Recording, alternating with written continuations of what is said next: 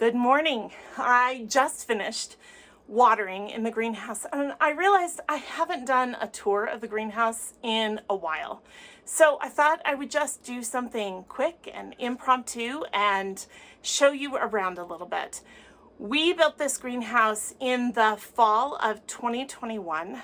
It was actually part of the One Room Challenge, and we built the whole thing from the ground up. It took about 9 weeks, I think, to do it.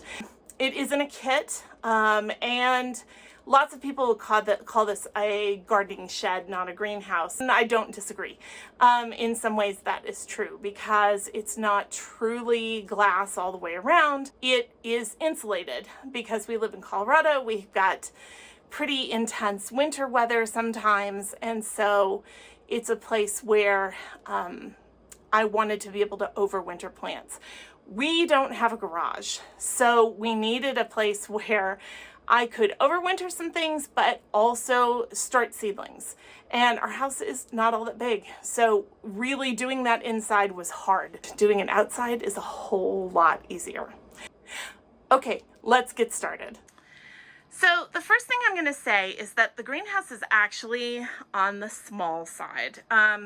The wall dimensions are 12 by 8, but you know, once you get everything in it, it's actually pretty small, and like that's the standing room. So it's on the tiny side, but I've tried to pack as much in here as possible and be as efficient as possible. So I have lots and lots of shelves. You can see these are just planks of wood on brackets, but they work beautifully. So I have kind of 3 layers going up of places to keep plants, and that continues all the way around. Like if I pan over back this way, that's where I was standing a minute ago, you can see plants and plants and more plants. When I started this and when we kind of opened the greenhouse, I had a desk sitting right here, and about, I guess it was last winter, I decided I work out here occasionally, but I could do that sitting at the counters over here, and I really just needed storage for more stuff. So you can see up at the top, I have agapanthus up there that I'm overwintering. And one of my big things is I love perennials. Mostly I plant perennials that are going to overwinter just fine outside. But there are a few things that I truly, genuinely love that just won't. And so agapanthus is one of them. It reminds me of my years of living in California. And so I keep a bunch of pots in here, and actually they will end up blooming before I even move them outside because they love it in here over the winter.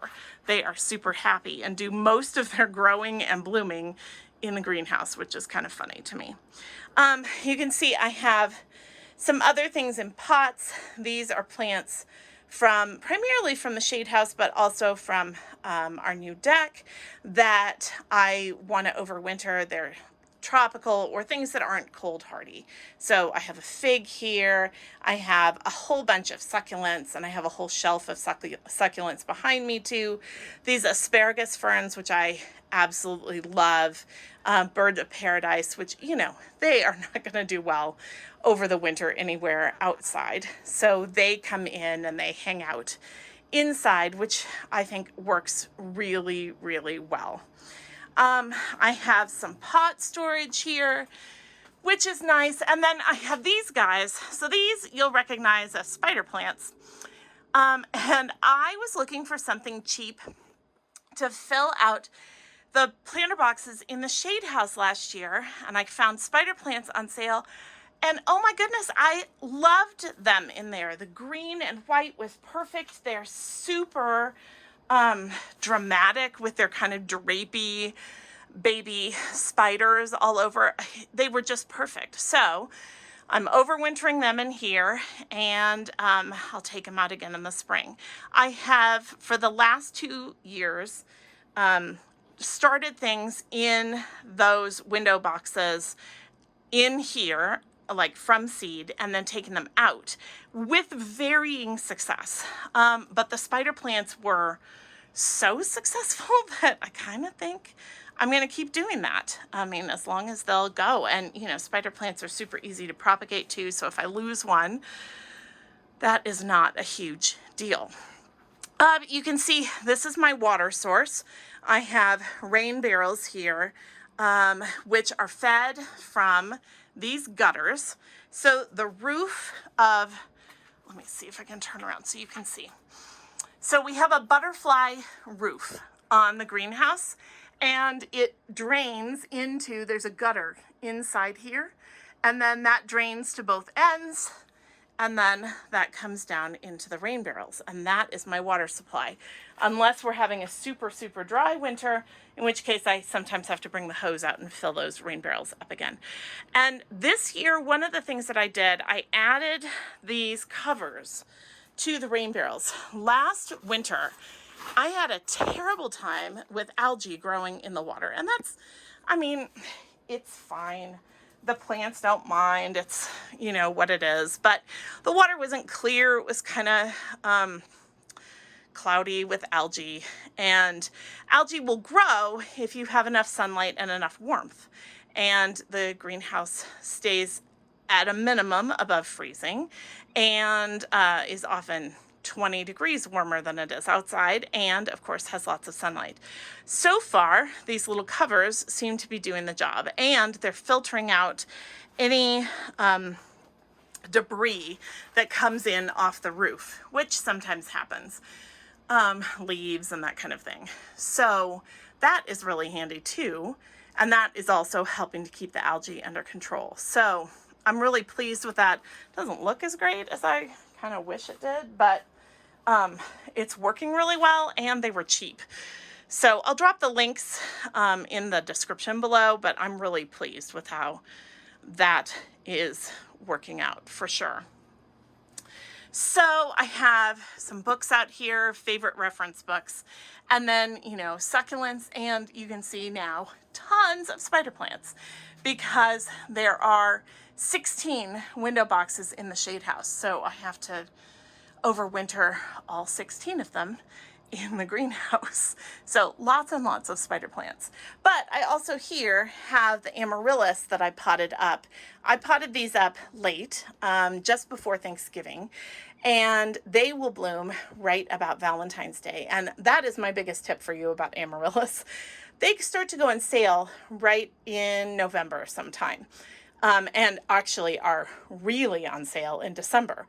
So I always buy mine late and pot them up, and they are beautiful color right about Valentine's Day, which I love. And I need color in February and March when it is still cold and we're not having, I mean, there's no green around. It's really nice to have something blooming.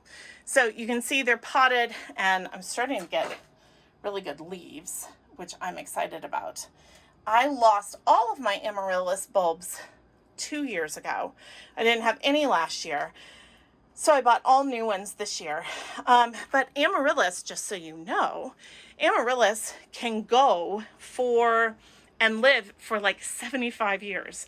So if you take good care of your bulbs, you should have amaryllis for years and years and years, which is really nice. I feel like it's worth investing in good amaryllis bulbs.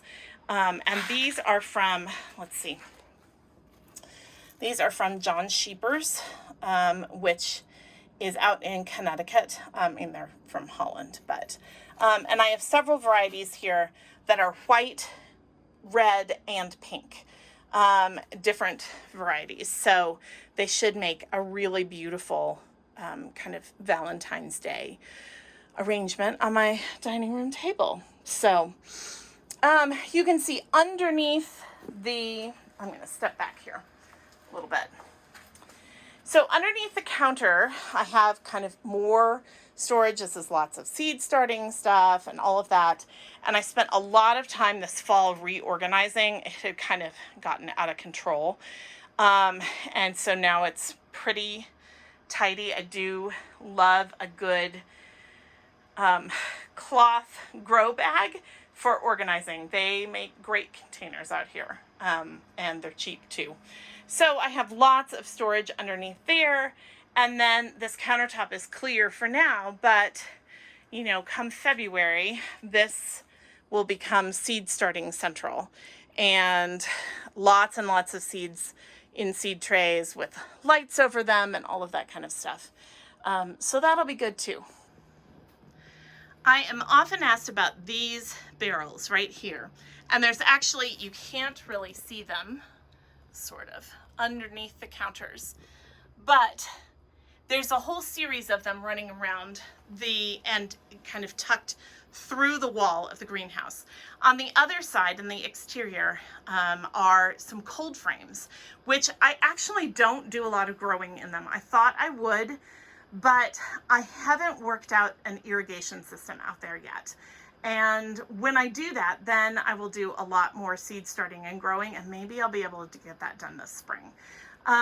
But they are really hard to water without some kind of an irrigation system. So what I need is something that connects to a rain barrel and then pumps water out into the cold frames with some kind of regularity. But anyway, these rain barrels, these barrels are full of water and then capped. And they basically act as a battery. They absorb heat during the day and then radiate it out at night. And they're acting as kind of an insulator. This is a very old technology, actually, this idea of a solar wall and a solar battery. And these are doing their job. So that is pretty great. So that's kind of the lay of the land. I don't have electricity out here. I do run an extension cord out to run a heater when it's cold. It's actually kind of chilly in here this morning because it's been cloudy, but I see the sun starting to come out, so it'll warm up in here really quickly. This is the little heater that I was talking about. I'll drop the link for it below, but it's called a BioGreen Palma, maybe? It's fantastic. I'll drop the link, but it has a whole bunch of different settings. It has a thermostat that keeps it set at a constant temperature, and it just turns on. When it gets too cold in the greenhouse, it turns on and warms it up, and then it turns off again. So I have it set usually to about 50 or 55, I guess. Oh, you can see it just turned off. Last winter, I lost almost everything in the greenhouse one night. And there was a combination of things that happened that meant that the temperature dipped down to about 30 in here. The first thing was that we had had about 3 days of really thick clouds, but no snow. And so what that means is that there was no sunlight really warming up the house, the greenhouse during the day, and there wasn't a layer of snow on the roof to act as insulation. So those two things together were not good. The second thing was the temperatures were way below zero. So we have had periods of time, and we do, because I'm in zone 5, 6, but like a couple winters ago, it was 24 below. We have cold snaps during the winter. What happened in this particular case was it wasn't cold and sunny, which is kind of typical actually. Being cold and cloudy was the problem. And what I should have done was move everything up off the floor, because anything up off the floor survived. But the stuff that was sitting on the floor, the big plants on the floor, those are the plants that I lost. So next time that happens, and it's usually in January, sometimes in February, that we get these really cold Arctic snaps, I'll just make sure that everything's up off the floor or bring the big plants into the house. And then everything up on the shelves will be okay. It's just down by the floor, you know, hot air rises, cold air sinks, and down by the floor, that's where it gets the coldest. So I hope you enjoyed this little peek into my greenhouse. If you have any questions, drop them below. I will be sure to answer them. And don't forget to like and subscribe. Happy gardening.